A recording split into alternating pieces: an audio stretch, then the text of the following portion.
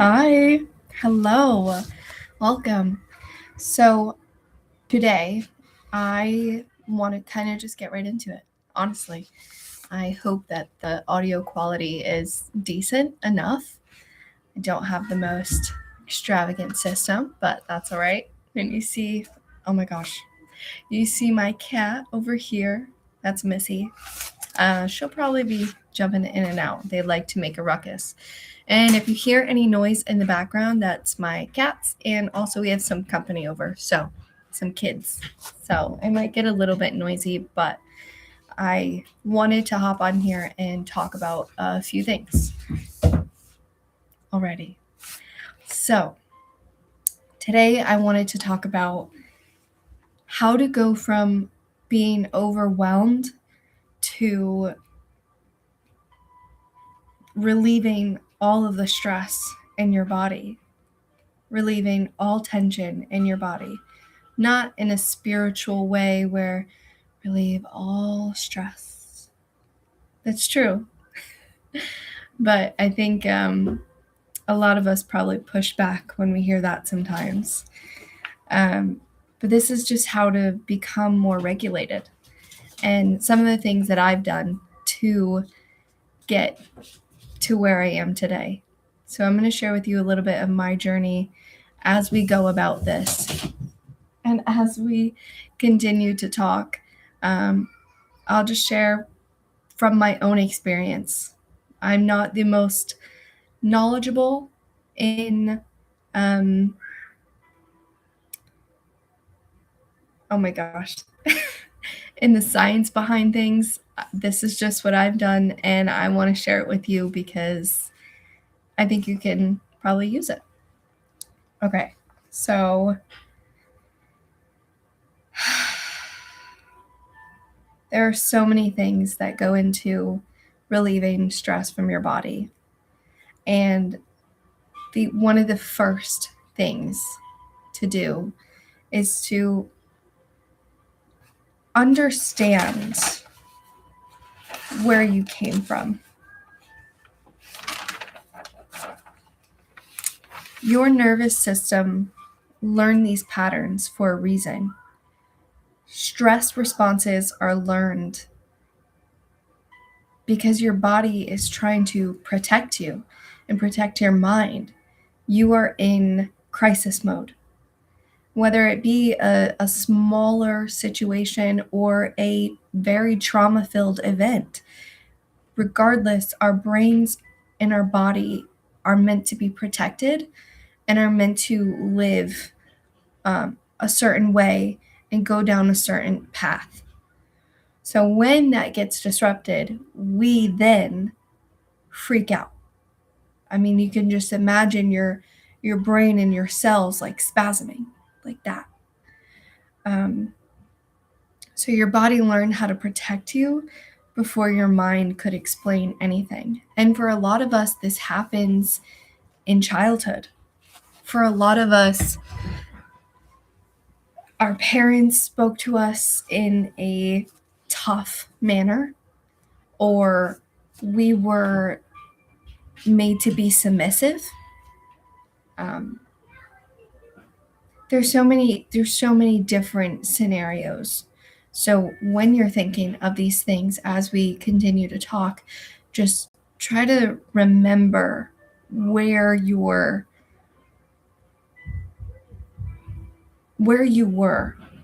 when you were hurt the most. Start to understand your background. Where did you come from?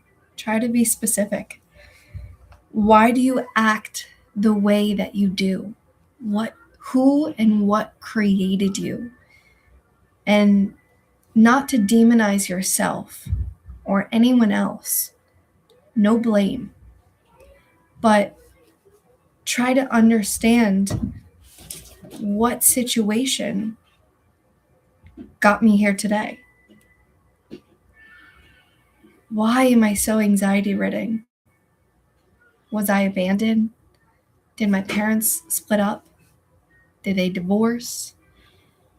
What happened? What specifically happened that is causing you this distress. Make sure you answer without blame or making it all about you. You don't want to say I'm the victim, because you're not. You're not. That's what happened to you. Now you can control it. Especially if you're watching this. You are aware. And when you become aware, you have more responsibility. And that's not something to shy away from. That is such a big blessing. So, without blaming anyone else, understand that pain. Feel the pain. Feel the hurt, the regret, the shame, the anger, the sadness. Feel it. Understand it. How did it come about? What did stress look like in your home growing up? What did it look like? What happened? It could be like the littlest things. The littlest thing. For example, when I was growing up, my parents were well past divorce time. They had already gotten divorced. And now, when you're young, that's trauma enough. But my parents would constantly talk about each other, even though they were both in other relationships. They would talk about each other to us, my siblings and I, and kind of definitely badmouth each other. And so that was tough for me, because that put a lot of thoughts into my head. And that's hard as a kid. That really is. So what specific moments? Oh my gosh. What specific moments when you were growing up caused you stress, caused you to panic, even if you held it in? Who had power and who had to stay quiet? Did you have to stay quiet? Or did you have power? Were you mean? But not just you. What about your parents? What was that dynamic? Was it dad, mom? Did you have to quiet your voice a lot? What was going on? What did you have to do or justify to stay physically or emotionally safe?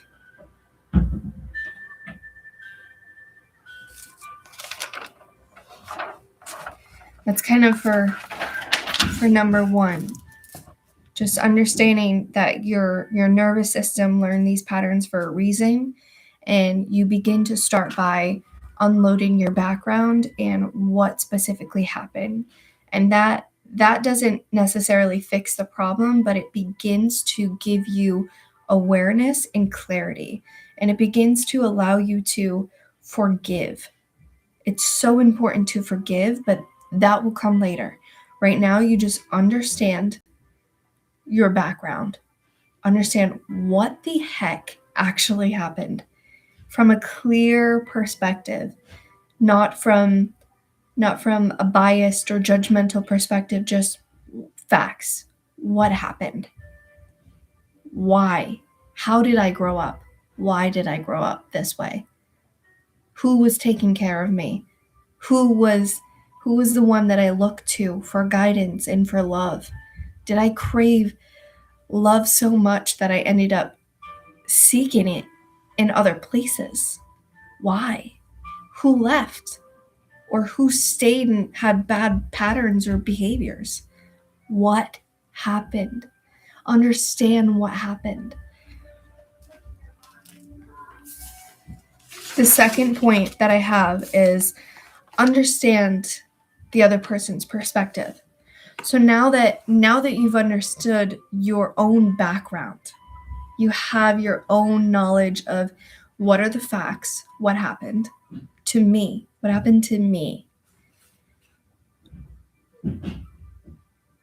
Now you have to reason.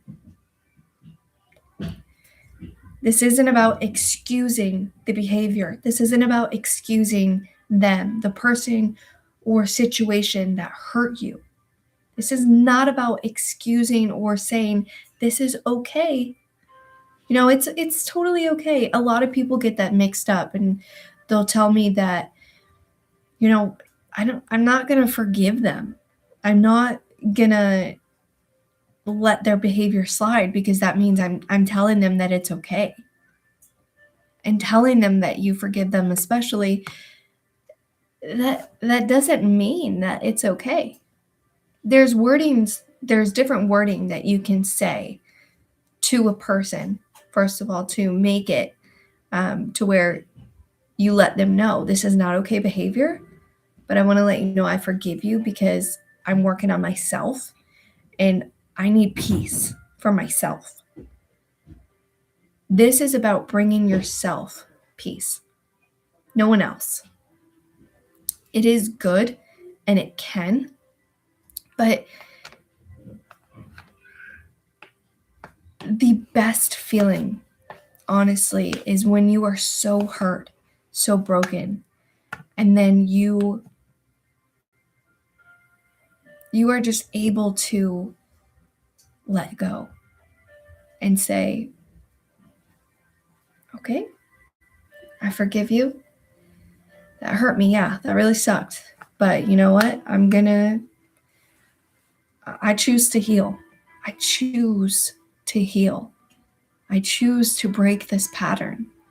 I'm strong. This is nothing to do with you. This is how I perceived it. Because sometimes when we are hurt, it could be because we perceived it a certain way. I mean, we all have different perceptions. And it's not all truth. Perspective does not mean truth. It's just perspective. It's our lens of the world. And what we had to endure shapes our perspective. When we stop fighting to preserve what is and what was, the body often softens immediately and shows us reality and what could be, or God's purpose for us, God's promise to us. When we stop fighting to preserve what is and what was, stop fighting for the broken part of you. Do you genuinely want to stay broken? That really saddens me. I talk to so many people, I see so many people, and I just can't relate to them anymore. I can't, because everyone wants to be a victim. Everyone wants to be broken.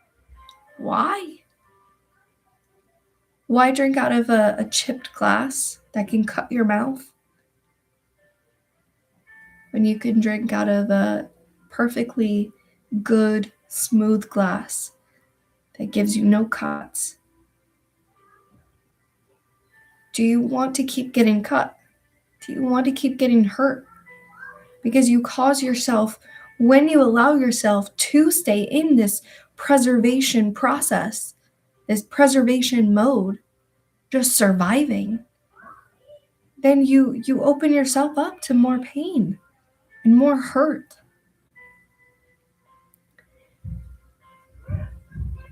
Since moving from this mentality of preservation and survival, that's all you're doing is surviving, to now living, thriving, and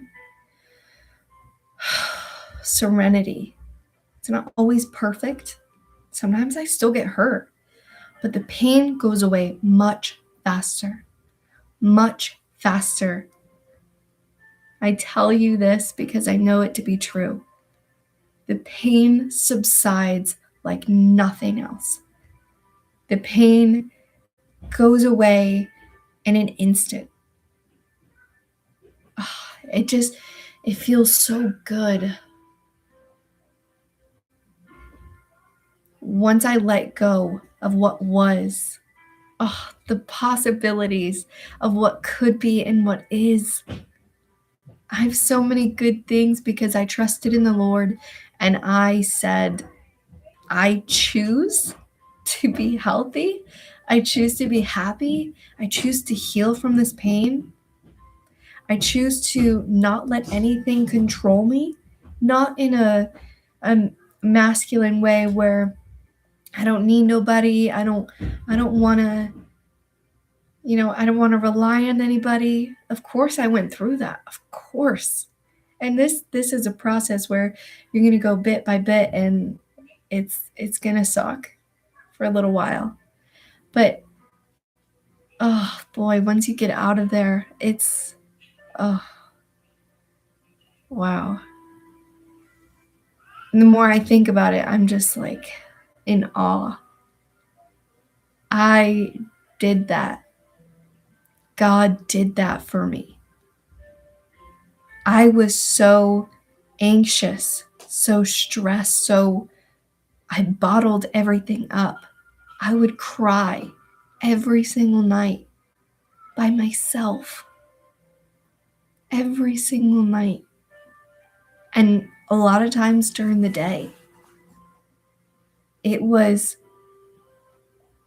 depression to the max. I know a lot of people out there now have depression, and it is so bad for them.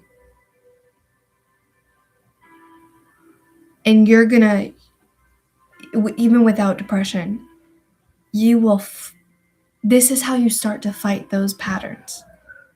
Do you have depression? Do you have anxiety?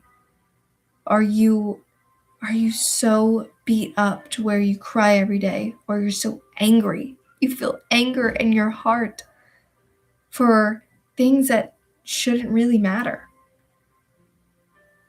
Are you lashing out on the people that love you, or just people? You should be so unbothered.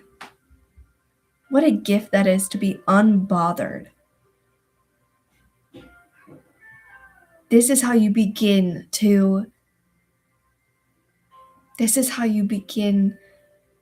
release those patterns. If you don't want to be the person you are today, this is how you release it. This is how you stop doing what you're doing. No excuses. None.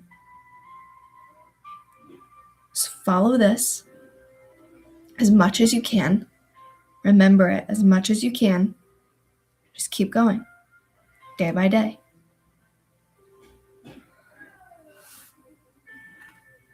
And like I said, do not make excuses for them. This does not mean this is okay behavior. It is not. What they did to you, how the situation played out was not okay. Not okay. And understand that and carry that with you and hold them at a distance because they broke your trust. Trust is the most important thing in a relationship. And if this pertains to a person, you need to understand that they broke your trust. And that doesn't mean you have to cut them off. Majority of the time, sorry, one second.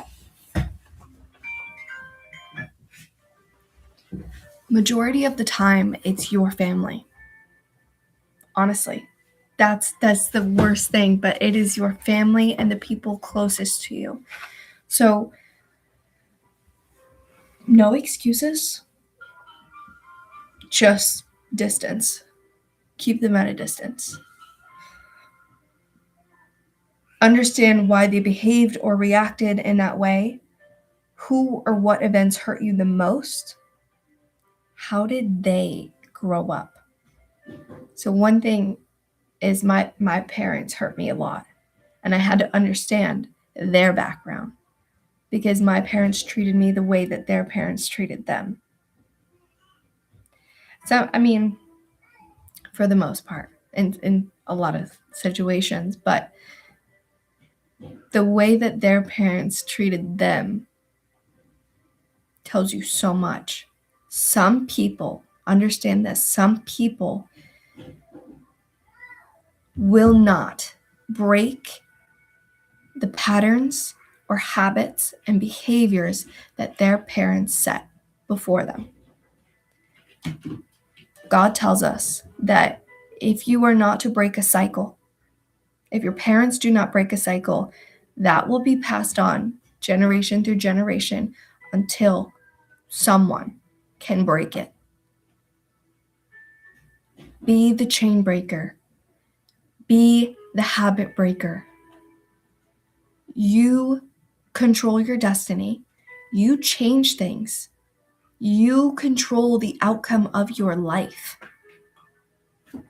Understand that you are in control of your life.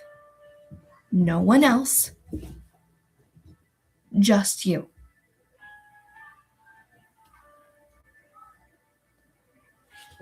Who hurt them?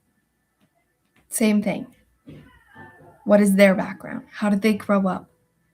Who hurt them? Who are they continually hurt by, even to this day? Are they still upset with their parents? Do they still hold resentment? Who hurt them? And really, really remember, obviously do not excuse this behavior, but have sympathy. It's not an easy thing to break the cycle. Not at all. It is a spiritual battle. You are going to war with yourself every single day. And some people just cannot. They cannot. God has not opened their hearts or minds yet. And that's hard to imagine sometimes, but have sympathy. Try to allow yourself to truly understand, genuinely understand where they're coming from and who are they. Understand them as if they are a child. Wow, that happened to you when you were little. I'm sorry that hurt you. And understand that not necessarily that you have to talk to them about it, but you, especially if it happened to you as a child, you understand the pain. Use that. Because you understand your own pain, how much more could it have been for them? They probably tried to change some things. They just couldn't change others. How much more did they hurt? Did they ache? Could they have? Don't diminish their hurt, their pain. Do not. Use it. Understand it. Don't make excuses, but understand it. Genuinely understand. To understand does not mean to agree. Understand means to be tolerant or forgiving, having insight or good judgment. It means to have insight or good judgment. Now you have insight on their life. Use it. Holding resentment keeps stress locked in the body. When you hold resentment, it is a chain like no other. It is an anchor weighing you down. You feel it. You feel it. You know how it feels. It's wretched. It is heavy, sorrowful. You probably physically ache, mentally and physically. Sometimes when you wake up, do you want to wake up? Do you want to get out of bed? That's a chain. That's a chain that you have that you need to break. Don't hold it in your body. Let it go. Release it. And we're going to get more into how to release things the farther we go. So now, number 3. 3 brings me right into my point. Cry and release your anger. Release it. Crying and anger are a biological release mechanism similar to bathroom waste. So our body needs to cry just as we need to go to the bathroom. We are the waste. That is our waste. What builds up in our body, what goes in must come out. The pain, the anger must come out through crying, through tears, through screaming sometimes. Not at somebody, but screaming. Let it go. Talking. Let it out. Your body needs an outlet. That is your outlet. You need to have something to do. What happens when we don't release? Our suppressed emotion turns into tension, anxiety, fatigue, and so much more. It can become unbearable. Choose to release the energy. Choose to wash yourself clean. You are not dirty anymore. You are not pitiful anymore. You are not a victim. You are strong. You are able to now understand yourself, the other person, and now you must wash it clean. This is just the start of beginning to flow. Allow your body to flow.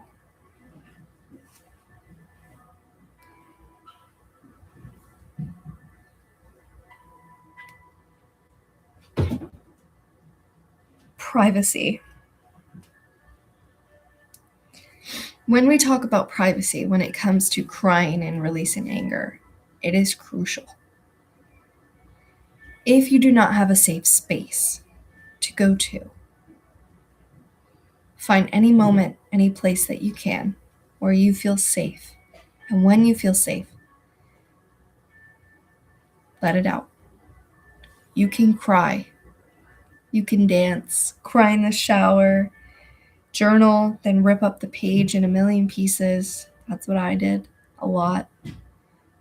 Speak or sing out loud when alone and dance. Dance your heart out, especially for women.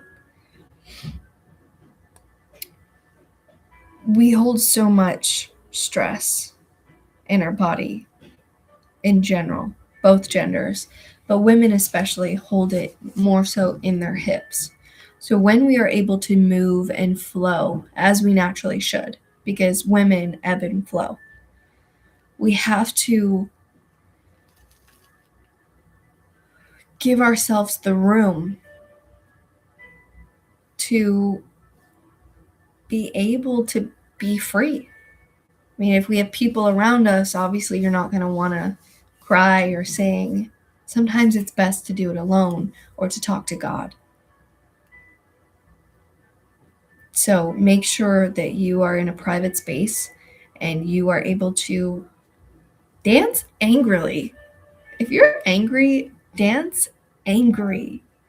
Get angry, you pull the anger out and just sing a song, sing a breakup song, and imagine it's this scenario, it's this person, and yell at them, scream at them through the song. That was the most fun. Whatever you have to do, let it out. Stop holding it in. Stop holding it in. It's not good. It doesn't feel good, and you know it. Let it out. I have a couple of Bible verses and I want to read to you. But first, I want to say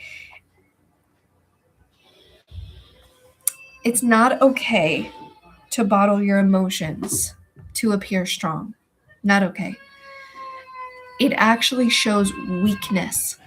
To bottle your emotions because you want to be strong means weakness.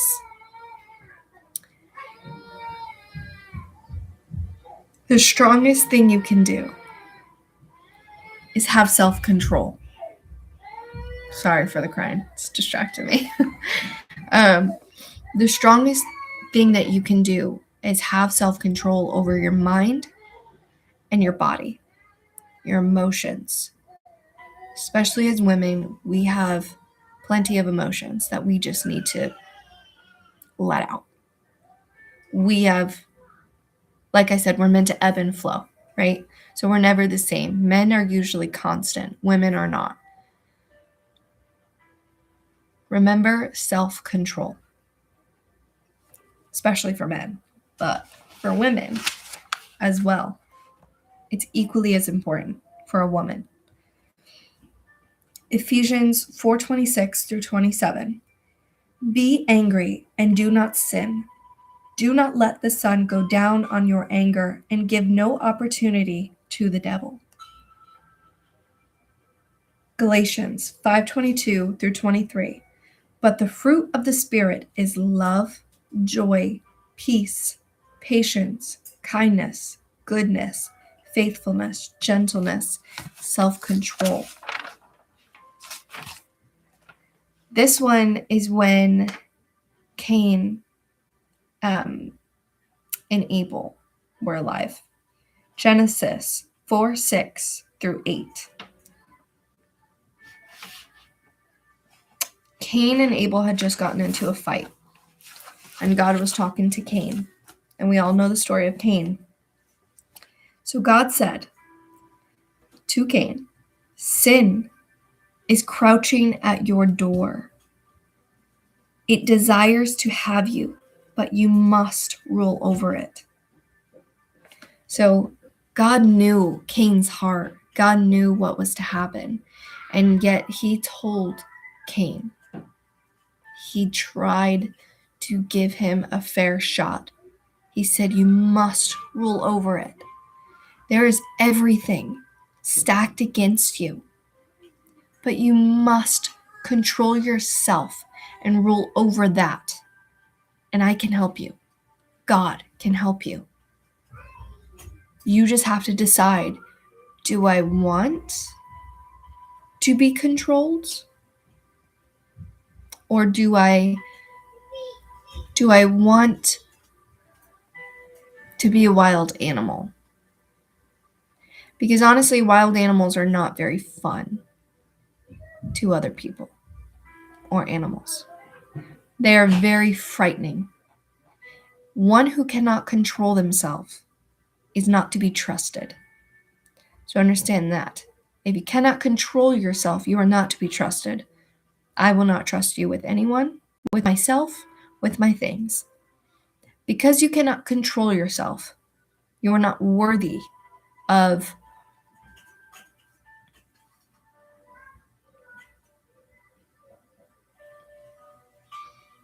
holding certain things,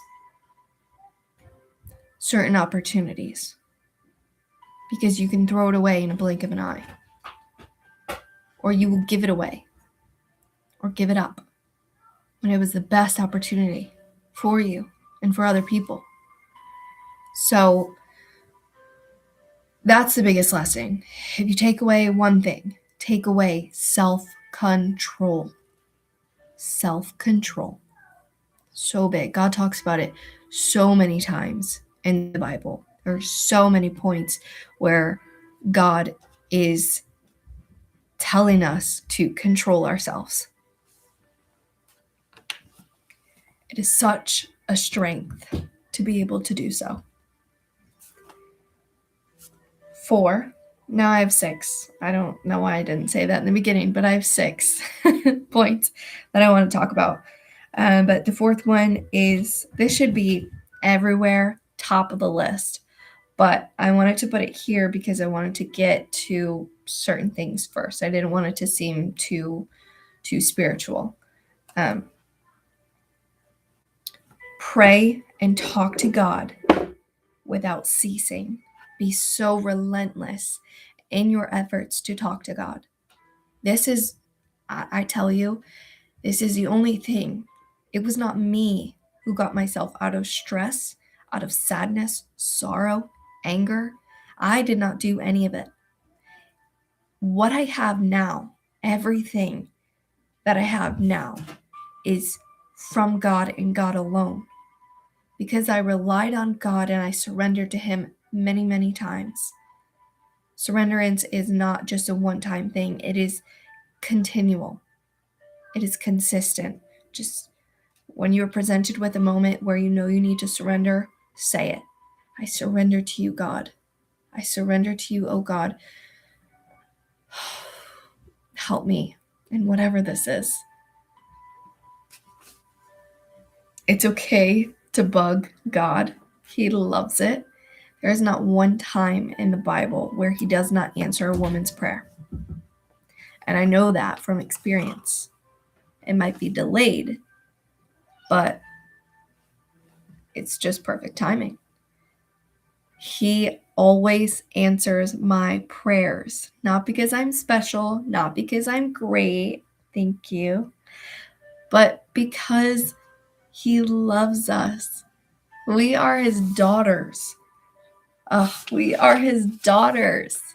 Imagine a dad. He's a girl dad. God is not soft by any means. He's to be feared. But in that, He loves His daughters like no other. We are so precious to Him. We're just like this little dainty thing that is to be protected. He just wants to love us and protect us. So bug Him, talk to Him, and He knows we'll bug Him. And that's also, He made us, but He knows that we'll bug Him. So He wants to get it done as quick as He can, or as best He can, which God's best is fine wine. God is someone you can talk to without judgment or advice directly. I'll say advice directly.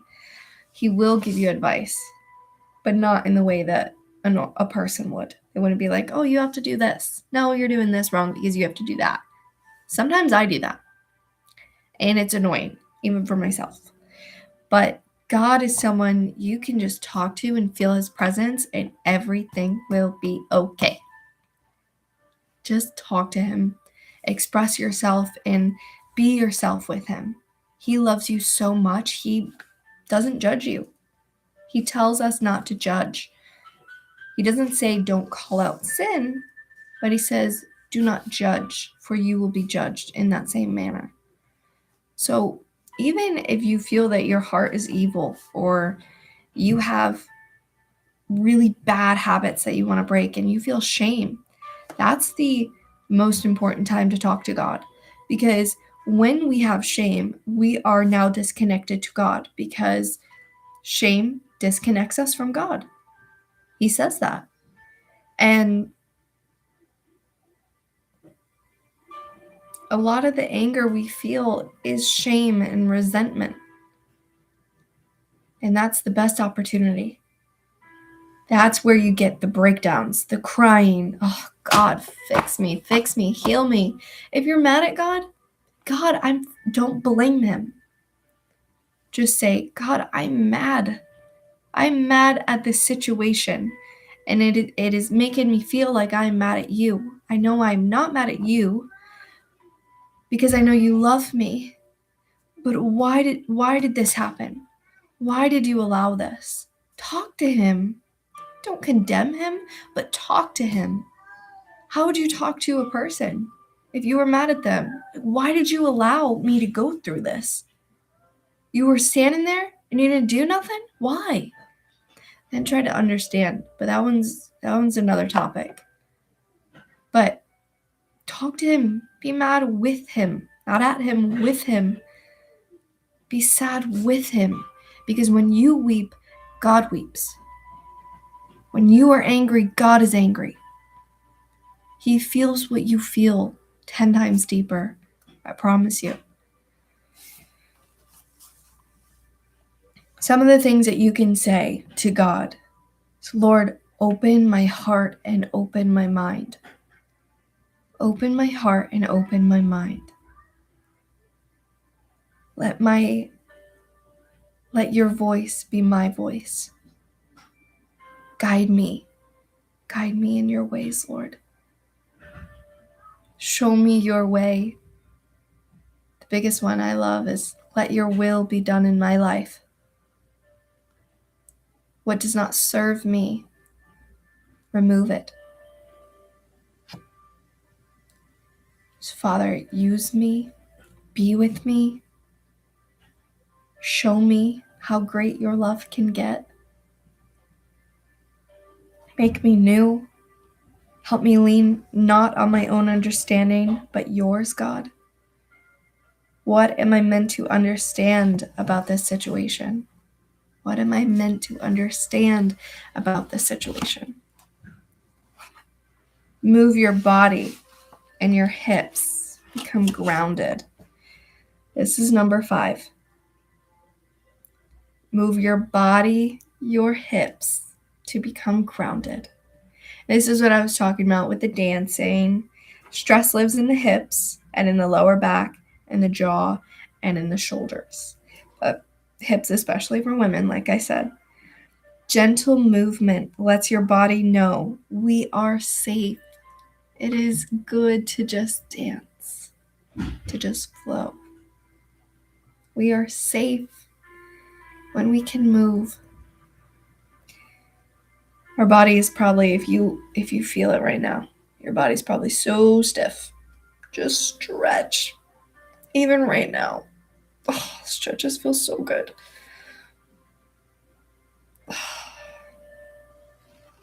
Stretches feel so good.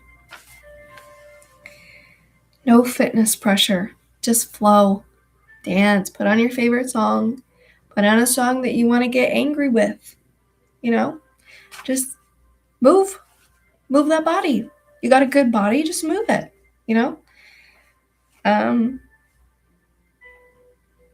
Dance hard. So obviously, so if you like hip hop's a really good one to do. Learn and to just dance. It's so fun. If you like lyrical, that one is so beautiful. It allows your body to flow effortlessly, and you don't even have to be perfect at it. You don't have to learn it. Just start moving. Put on a sound. Doesn't even have to be music. Put on a sound. I love doing that now. A sound, hand pan, regular music, or a harsher song, not vulgar. It's not harsher, like words. Something that you would feel connected to, and just close your eyes and flow, or leave your eyes open so you don't fall, but just flow. Just however you feel. You are alone, you are safe, you are free to dance however you please. It could be so weird, but it is so fun. Those are the best moves. Whip your hair, whip your neck, whip your hips, move your arms like one of those things that you see at a car wash. However you want to move. Just get it flowing. Get it.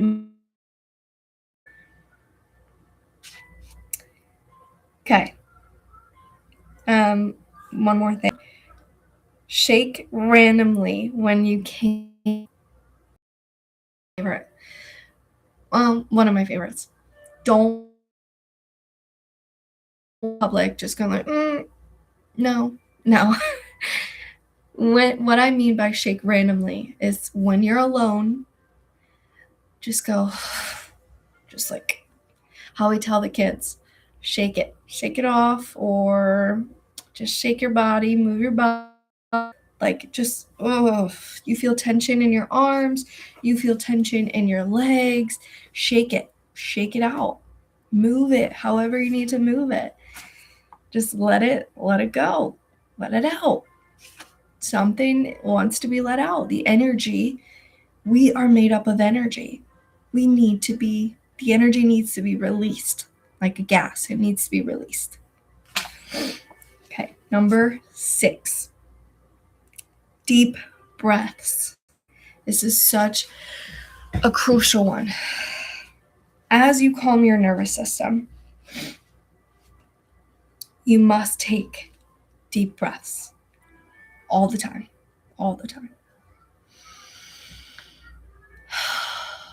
And you might have to take multiple.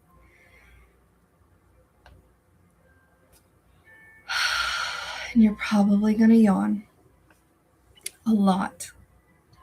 But this is so good for you, because it is showing your body that you are okay. Because when we are in our survival state, we take lots of shallow breaths. But when we are calm, we take slower, deeper breaths. This is going to seem so unnatural to you at first, but it is so crucial that you do it. Take as many deep breaths as you can. In for a few seconds.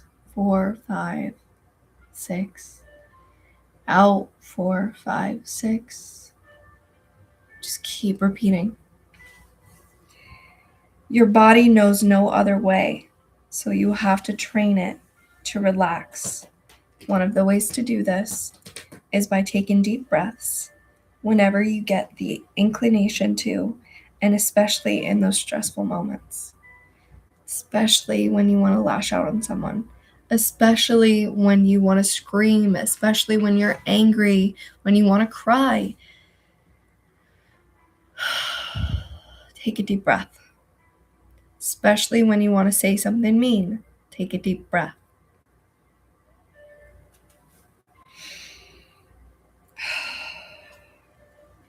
And a cute little thing that I wrote as well is always go back to God, because He is your oxygen. God is literally your oxygen because He created you. We need Him to survive. And I added a little bonus in here. Consistency over one big aha moment. Stay consistent. This is not going to happen in a blink of an eye. Or it'll go by in a blink of an eye, but it will not happen like light. Like turning on a light switch. It takes longer. It's going to feel stressful. It's going to feel unnatural, and it's probably physically going to hurt for a minute, especially when you're taking those deep breaths, because your body is like, I can't breathe. Like we are not okay, but you are. Relax. Talk slower. Breathe deeper. Train your body to know that you are okay. Train your body so that you will be trained in any other situation, in every situation. This helps with so many things, not just, obviously, the biggest, releasing stress from your body and feeling calmer. But if you are a calm, collected person, collected woman, the opportunities God has for you, the blessings that you are about to endure and receive is like no other. I know this video is probably a little bit long, but just be. Be.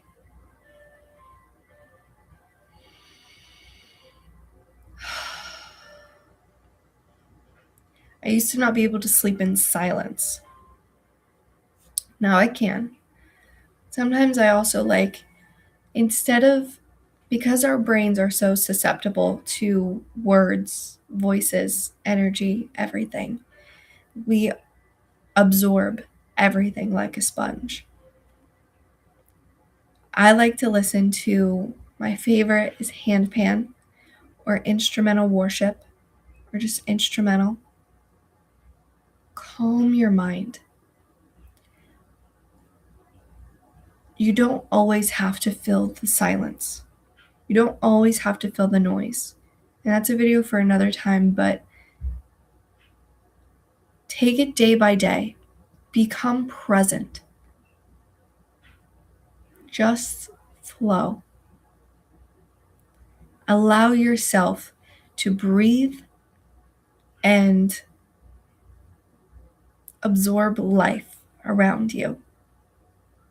Just when you are in a relaxed state, you are able to receive gifts, physical and mental, and opportunities as gifts. God blesses you in many ways when you learn to control your body and your mind. Because that's the biggest thing, isn't it? Discipline, presence.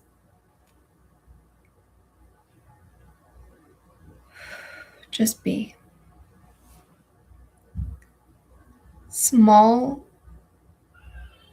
Stress does not leave you in one session. I did talk about that. Small daily releases and habits prevent overload and overwhelm. Do these habits every single day. Make it a habit. These are just little practices you can do randomly, but it's your natural way of living. It's just about intentionality, becoming intentional about it, not just going about your day because your mind's all over the place. It's like, I will walk slower. I will talk slower. My mind is more relaxed. Relax your mind. Regulation is built quietly, not loudly. Don't tell everybody, oh, I'm going to start regulating myself. Just do it. You can just do it. Just breathe. You can tell people, oh, this is really working for me. Don't go talking about it. Don't make a big fuss about it. Just be and let it naturally show. If you feel exhausted, tense, or emotionally heavy,